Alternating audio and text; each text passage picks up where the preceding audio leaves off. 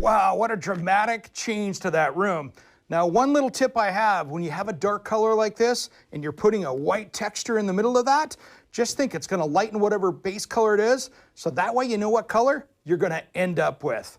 Now, let's put a paint sprayer that I found online to the test. Let's see if it works as good as advertised. All right, guys, in today's Let's Test It, we're gonna try out this spray gun I picked up off Amazon, and for 35 bucks, kind of have low expectations, but I thought, let's give it a try.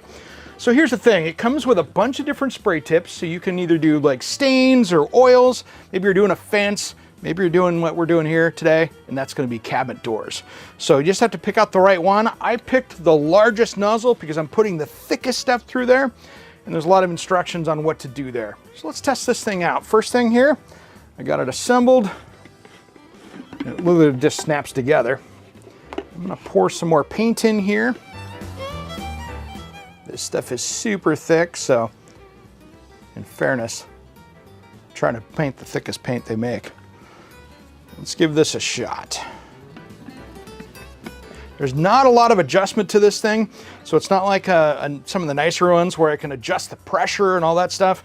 This is kind of a paint and shoot kind of thing. Get this out of the way. All right, I'm gonna put some goggles on to make sure I don't get this in my face. Let's see how it does.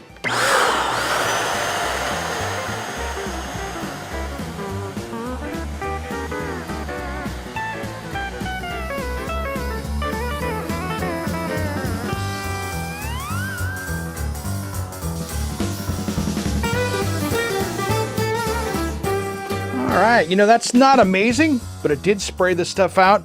It's got a pretty heavy texture to it, but this paint I hope will help level it out. I'm gonna give this 4 out of 5 stars. I think with a thinner paint, it might be good for a small project. I wouldn't go do a room or something like that. Your arm's gonna get tired holding all this paint.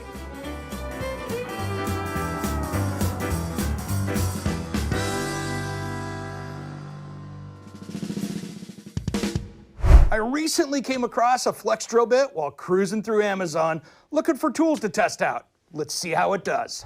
All right, guys, in today's Let's Test It, we're gonna test out this flexible drill bit made by Eagle Tools.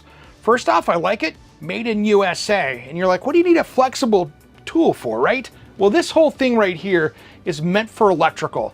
So if I'm fishing wire, putting things through joist bays, going through a ceiling or a floor system, I can actually drill through and then tape wire to it and pull it back. So it's pretty flexible for that. So let's give this thing a shot. So I kind of made up our system here with our trusty wall. And what this is gonna do is it's gonna come through here and I'll be able to do this. So let's hook it up to the drill and see how it works.